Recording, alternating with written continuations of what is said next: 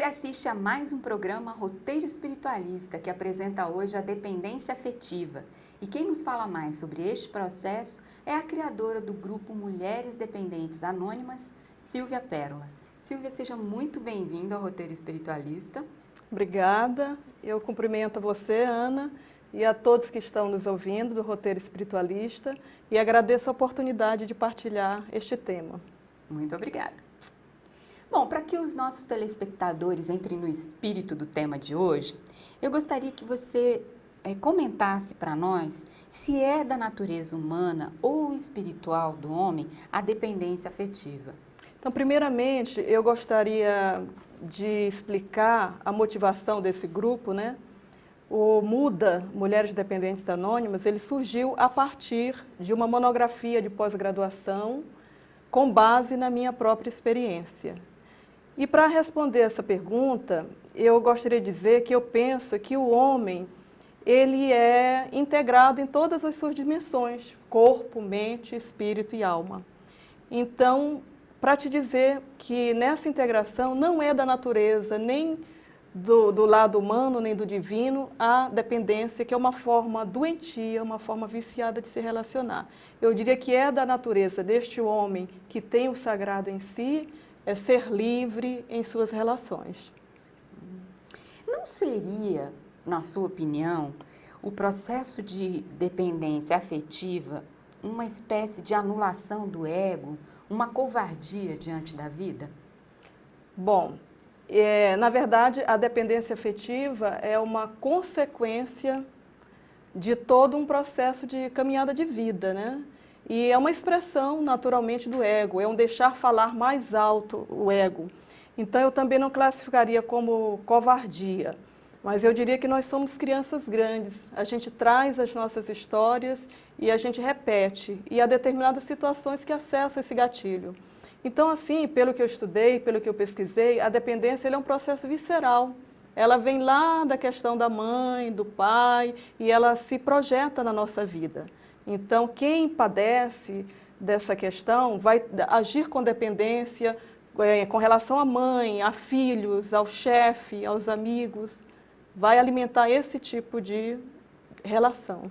Você pode explicar melhor para os nossos telespectadores como é que esse processo de dependência, esse adoecimento que você descreveu agora, acontece nas pessoas? Normalmente, quem sofreu a questão do abandono de pai, abandono de mãe, e que naturalmente tem muita necessidade da estabilidade. Então, vai desenvolver vínculos com o seu namorado, com o seu marido, de extremo apego para garantir essa estabilidade. Quem teve a questão da autoestima muito comprometida, que se sentiu valorizado, então sente necessidade de ser estimado. Então, qualquer situação que seja indicativa de uma desvalorização, de um desamor, vai criar nele um gatilho dele se ligar, de criar uma sensação de apego com outra pessoa. Silvia, na resposta anterior, você comentou que os processos de dependência afetiva não se restringem apenas à questão afetiva amorosa sexual. Você deu outros exemplos. Esses outros exemplos estariam relacionados com aquela mesma situação que você descreveu de carência afetiva vinda da infância? Com certeza. A gente vai projetar a dependência em todos os nossos relacionamentos, né? Então, como eu te falei, o MUDA, ele tem um foco na dependência afetiva de relacionamentos, na dependência sexual, de relacionamentos sexuais, né? Então, por exemplo, eu vim de relacionamentos em que eu sempre desenvolvia dependência. E eu vejo que essa origem está na dependência com a minha mãe, de quem eu fui separada muito cedo. Então, eu vivi a questão do abandono por pai, por par de pai e por par de mãe. Então, no decorrer da minha vida, eu criei uma dependência com a freira que me criou, nos meus relacionamentos, com meu ex-marido, com os meus amigos, até entrar num processo de reconhecimento e trabalhar a trilha de saída, né? Porque é muito sofrido você viver numa situação de dependência. Uma outra pergunta de caráter filosófico para você, Silvia. A dependência afetiva implica pessoas que amam demais, me corrija se eu estiver errada, amam demais sem limites, né? Esse amor exagerado, onde ele estaria negativamente? Porque, assim, todas as religiões, as filosofias, pregam que a gente deve amar o outro mais do que receber esse amor, não é? Então, filosoficamente, quando você ama demais, você estaria cumprindo essas recomendações religiosas, filosóficas.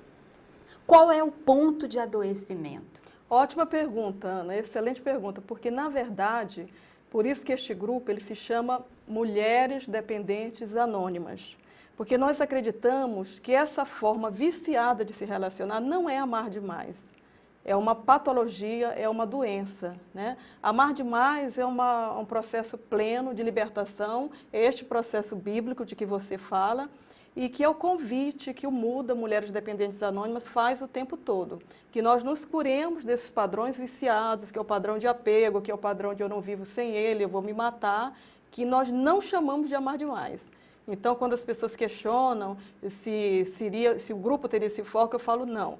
O grupo trabalha dependência afetiva. E, às vezes, o nome dependência afetiva assusta, porque a maior dificuldade para as pessoas que têm a dependência, e aqui eu aproveito para falar que a dependência alcança homens e mulheres, é se reconhecer. Então, é muito mais bonito eu estar num grupo de mulheres que amam demais do que no dependência afetiva. Mas realmente não é.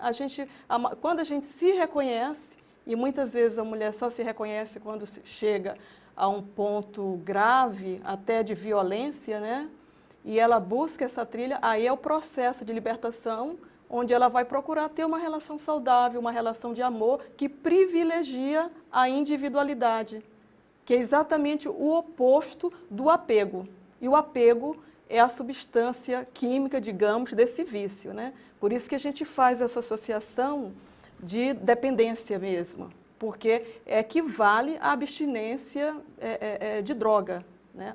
A sintomologia é muito parecida. E já que a gente está nesse ponto, né, da drogadição, eu gostaria que você explicasse para o nosso telespectador, e telespectador especialmente, né, quais são os sintomas para uma pessoa se identificar como dependente afetivo?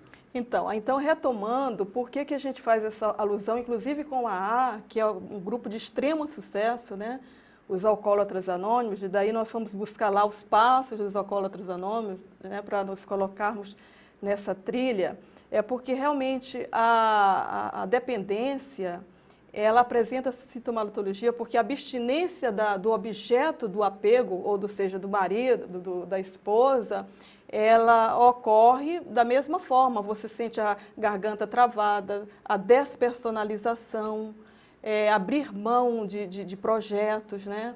Então, eu começo a querer largar o emprego, gostar de músicas, comer coisas que eu não comia.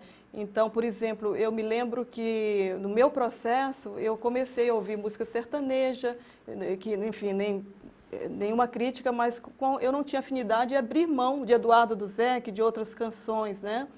E assim, na prática, essas crises de que eu falo, principalmente com relação à mulher, uma música muito emblemática é aquela Ronda, né? De noite eu rondo a cidade a te procurar, e a gente costuma brincar, quem não pegou o carro e saiu por aí à caça de alguém, de um namorado, né?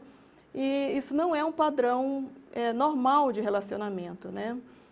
Então, basicamente, assim, a gente poderia colocar como a maior sintomatologia, o maior sintoma, melhor dizendo, é a despersonalização. Como você explicaria essa despersonalização? Então, vou explicar no meu caso. Então, por muito pouco, eu não deixei um excelente emprego, não deixei a cidade, Brasília, que eu amo. Eu deixei todos os meus amigos, porque eu vivia um relacionamento de extremo ciúme. Então, eu comecei a fazer tudo para agradar essa pessoa. Fui abrindo mão, até as minhas opiniões tinham que coincidir, né?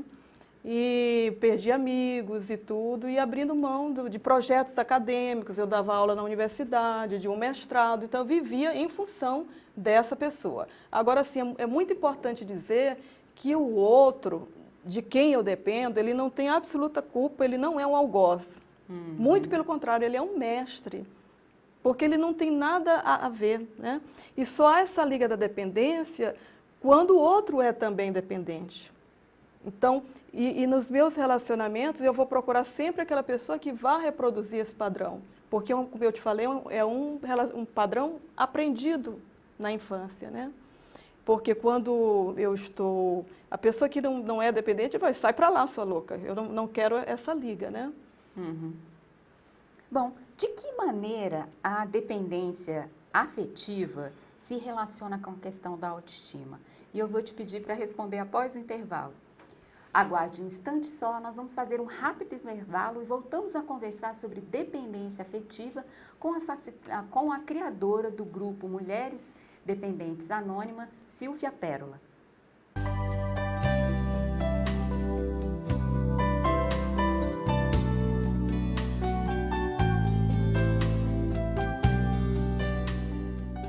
A Fratelli, divulgadora cultural e educativa, vem propor a você uma visão holística da vida, o equilíbrio entre corpo, mente e espírito, a harmonia entre ciência e religião.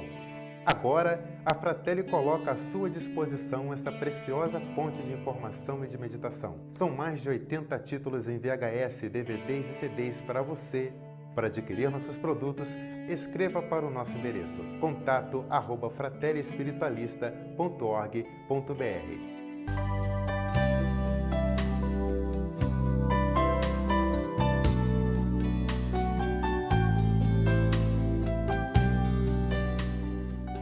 Você está assistindo ao Roteiro Espiritualista, que recebe hoje a criadora do Grupo Muda, Mulheres Dependentes Anônimas, Silvia Pérola, que nos fala mais sobre o processo de dependência afetiva. Como eu te perguntei no bloco anterior, Silvia, de que maneira a dependência emocional se relaciona com a questão da autoestima? Olha, totalmente, né? Porque a dependência afetiva, ela advém da baixa autoestima, que, por outro lado, se origina na questão do abandono, da falta de amor, da insegurança, do desamparo na infância, né?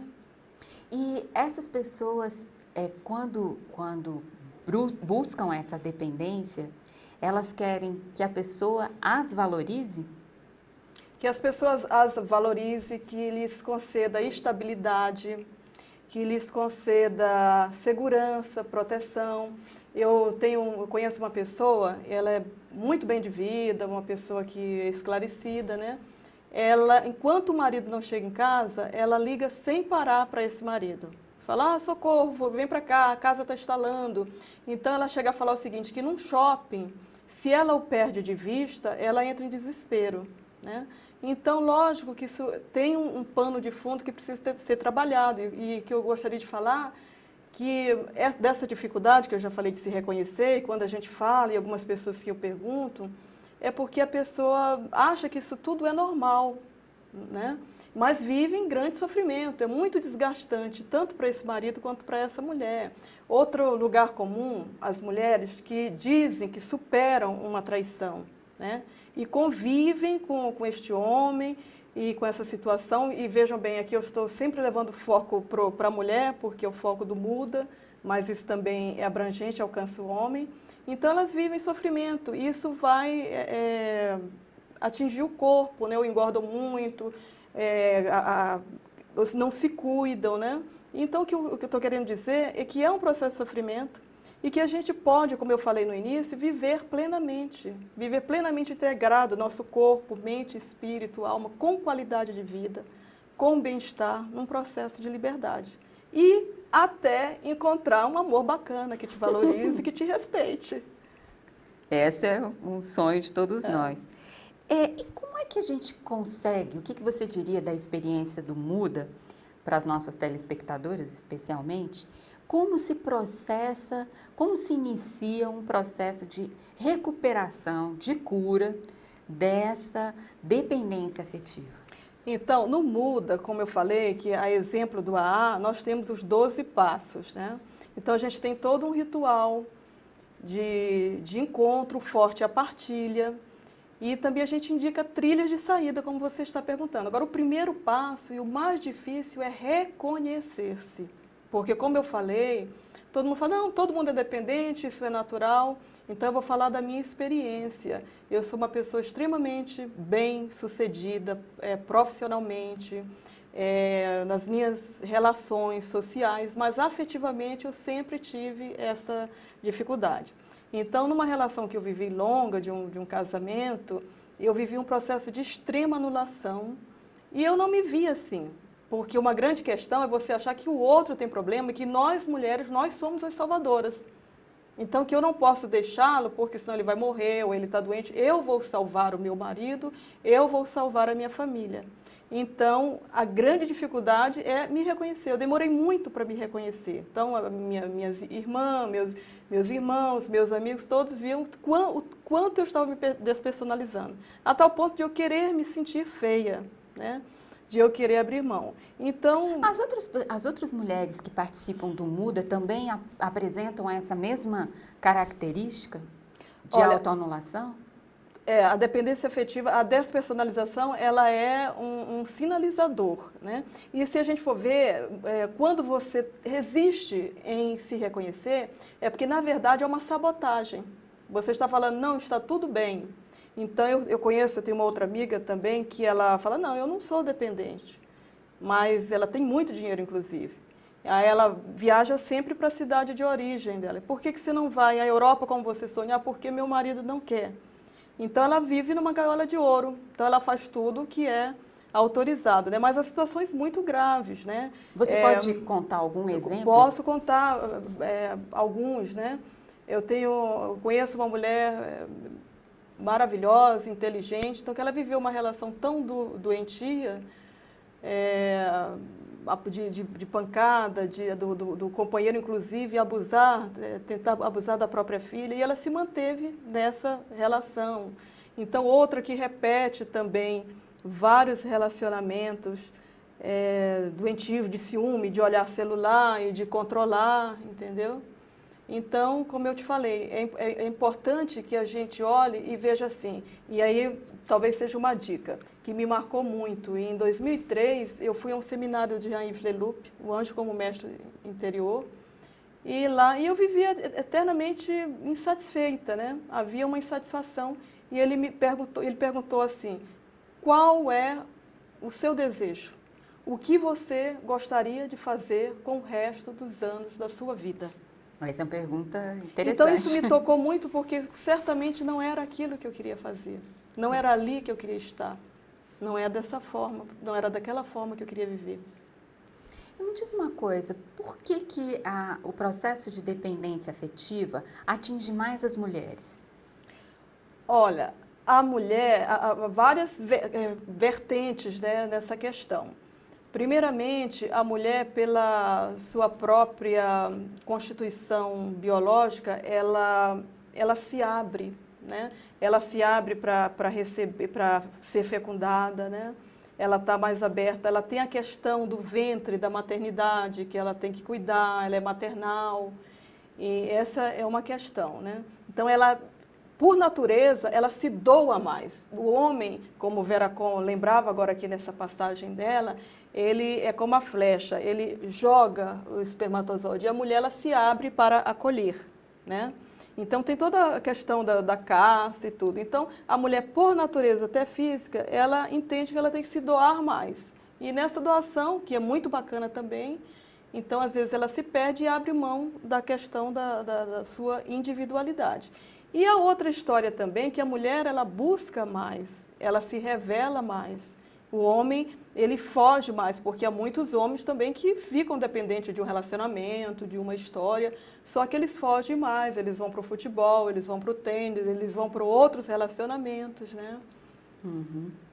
Bom, no início da entrevista você comentou que a dependência não é somente afetiva, né? Há uma dependência sexual. Como é que é essa interação, dependência física, dependência afetiva, dependência sexual? Como é que é essa dinâmica? É porque quando eu falei de sexual, eu quis situar assim de relacionamento homem-mulher, ou pessoas do mesmo sexo que convivem com essa possibilidade, né? Para fugir da questão da dependência maior que alcança pai, mãe, dependência do filho. Quantas mulheres e quantos homens têm dependência dos filhos, né? Isso também é uma forma de dependência. É uma forma de dependência, né? Mas assim, o foco do Muda é a dependência afetiva de relacionamento. Por isso que eu usei a palavra sexual.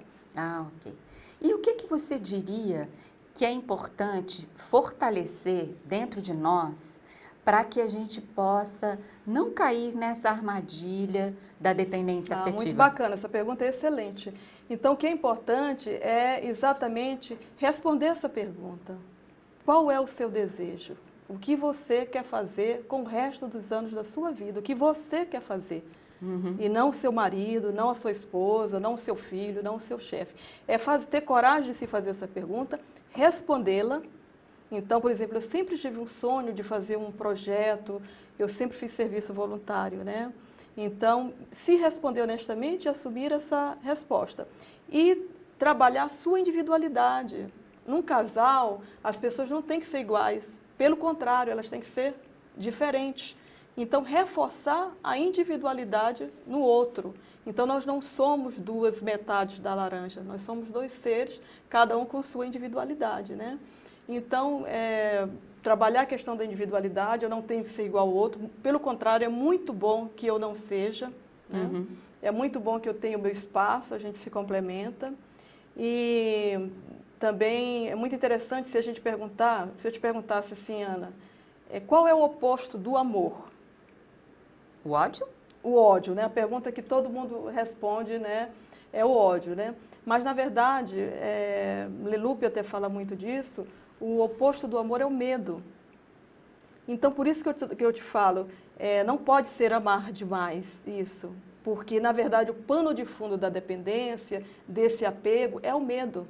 O medo de estar só? O medo de estar só, o medo de não dar conta, o medo de sair dessa casa, o medo de criar meus filhos sozinhos, o medo da minha igreja não me aceitar, o medo de estar pecando. Então, o medo de eu não ter marido, de eu estar só, ou de eu não casar, né?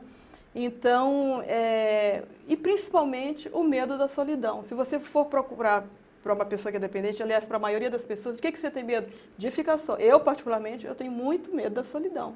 Mas eu administro, eu lido com isso, né? Então, é você fazer da sua solidão um momento bom de prazer, de você poder ouvir uma música, de escrever, né?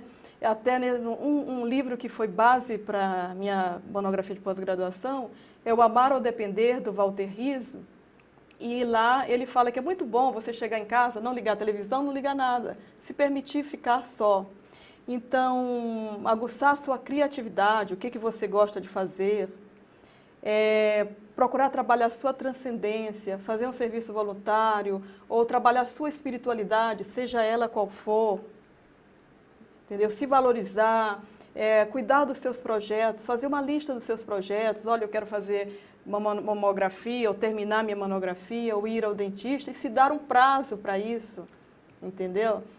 Ir ao cinema, colocar no centro da vida. Perfeitamente, se colocar no centro, né? Aí vem aquela questão que você colocou muito bem, quando se fala amar ao outro como a mim mesma, me amar. Antes. Me amar. E eu fiz um retiro da Célia Burgos nesse momento de extremo caos, logo que eu me separei, que eu estava assim em frangalhos, né? E eu fui fazer esse retiro a Jerusalém Celeste, que trabalhava a autossustentação. Então foi muito interessante porque eu fui nesse retiro com um casaco do meu ex-marido. Eu fiquei no retiro o tempo todo com o casaco. E a Célia, que é uma terapeuta excelente, inclusive que é a madrinha do Muda, que foi orientadora da monografia, ela trabalhou muito bem. E lá eu vi uma frase que me marcou: eu sou a minha mãe, eu cuido de mim. Então acho que seria um grande sinalizador. E na época eu não conseguia, minhas pernas tremiam muito, né? Que era um indicativo da fragilidade. Eu sou a minha mãe, eu cuido de mim. Bom, nosso tempo já vai se encerrando. Nossa última questão para você, Silvia. Você podia deixar um recado de como é que funciona o Muda, como é que é a dinâmica, qual é a proposta, enfim, inspirar outros grupos de mulheres em outros estados onde o nosso programa é transmitido, para que criem grupos no mesmo formato. Então, o Muda, que trabalha a dependência afetiva, é um grupo que pretende partilhar essas situações, né? E a gente se reúne para trabalhar os 12 passos, como eu te falei, do reconhecimento e outros passos. E o que é mais importante, aqui em Brasília depois vai haver um contato, quem quiser até formar um outro grupo, mas o que eu queria, assim, de mais importante deixar é que é possível e o natural é que nós tenhamos uma relação saudável. E hoje eu tenho um relacionamento saudável, um relacionamento evolutivo, eu me separei, vivi 2 anos um luto assumido, porque é muito importante a gente viver esse luto, a gente se trabalhar, não sair à caça, mas viver esse luto. E é possível viver uma relação saudável, onde eu sou respeitada, onde eu sou valorizada e onde eu assumo a minha missão. Ok. Silvia, muito obrigada pela sua participação no Roteiro Espiritualista. E nós convidamos você para a nossa próxima entrevista. Muito grata.